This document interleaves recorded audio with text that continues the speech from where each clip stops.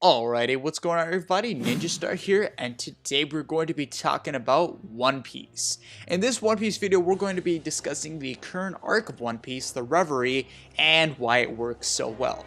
So, the Reverie arc of One Piece, if you've been keeping up with it, which I assume most of you watching have, it's definitely a change in pace and a change in style from the typical One Piece arcs that we're used to.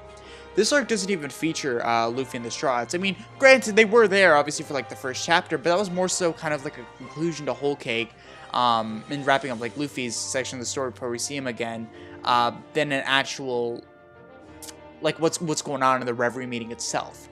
The thing that makes this Reverie work so well is we don't see the outside world of One Piece too much. It's always kind of on the scale of Luffy and the Straw Hats. Then again, you will get an arc like Marineford that's Luffy as part of it, but it's not just him. It's a bunch of other characters in the One Piece world as well.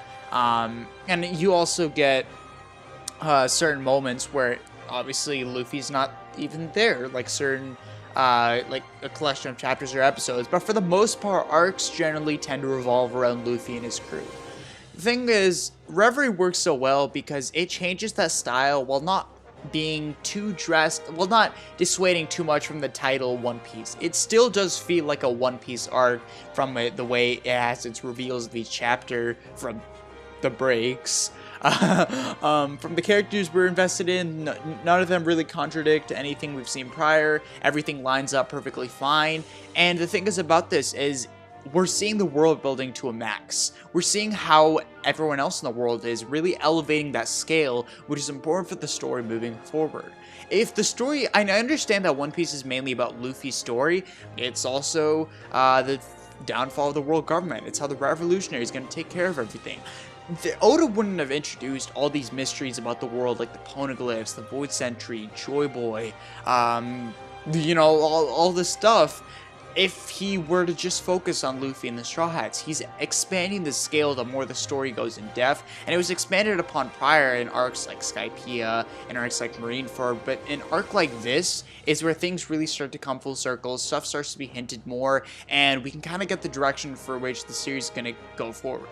It's going to be more focused on, like, we're going to be learning more mysteries about the world, more questions are going to pop up. Literally one of the biggest oh my god moments, literally, it's been happening left and right, week to week, and that's, I think, why Reverie works so well. The change of pace, and while also being a nice little transition for future One Piece arcs to come. Like, obviously, more One Piece arcs, I think, are still going to be focused around Luffy and his crew, but we're definitely going to be seeing a lot more of how the world operates. Things are going to start tying back full circle. We're also going to get more mysteries, and all in all, we're really going to see that journey. We're going to see that amazing world building that Oda's been building up, and I think this works so well for a series like One Piece, which a strong point has always been the world building. Many people regard One Piece as having the best world building out of the big three, and I can totally understand that. I think I'm on board with that as well. And all in all, I'm just impressed with how Reverie's been going. I'm just impressed with how Reverie's being handled by Oda.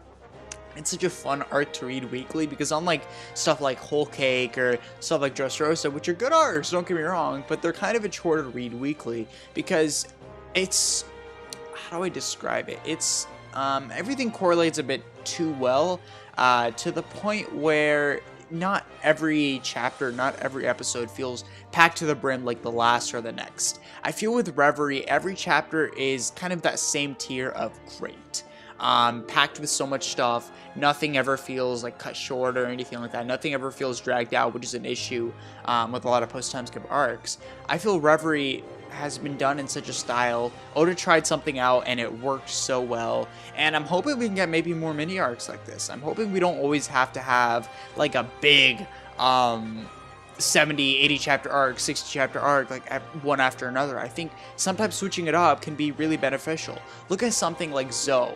Zoe was the in-between Dressrosa and Whole Cake, and many people love Zoe. I think besides Reverie, Zoe was the most light One Piece arc because it didn't have as many flaws. It was a change of pace, it was a lot shorter, it was more information heavy. And the thing is about this is also kind of an info dump, but it's a manner to where It's big reveals left and right. It's also not focusing around Luffy and the crew, so it doesn't feel. It's a nice. It's like a breath of fresh air, so to speak, for the One Piece story.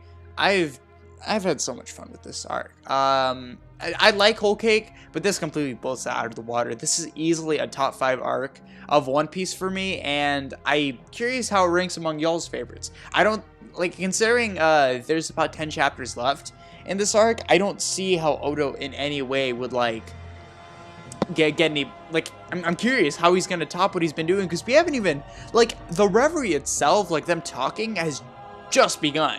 After the last chapter, after I'm recording this, we haven't even gotten to like good stuff yet. The revolutionaries haven't even invaded. I'm just excited for how this is gonna go in the exposition part of the story, and the introductions, and the part of the arc where many people think like the beginning is kind of so and so. The beginning's been amazing. Oh my gosh, and only 10 chapters left, or a little less than that, I think. I wouldn't count on the editor's word too much. I think it was mainly within that range. Maybe like 9 chapters, maybe 11, who knows. But all in all, we know this arc will continue to excite us over the summer. I think it'll end by the time summer ends. Probably going to end like maybe late August. That's including the breaks and all that. But that's just been this kind of fun Reverie kind of ramble video discussing the importance of this arc, what it means to the story, why it works so well, just kind of general Reverie discussion, because I don't think I've really discussed this arc on my channel yet. But anyways, I want to thank you all so much for watching this video. If you like what you saw, drop a like, subscribe for new, and talk to you later. Ninja out. Peace everybody. Have a good day.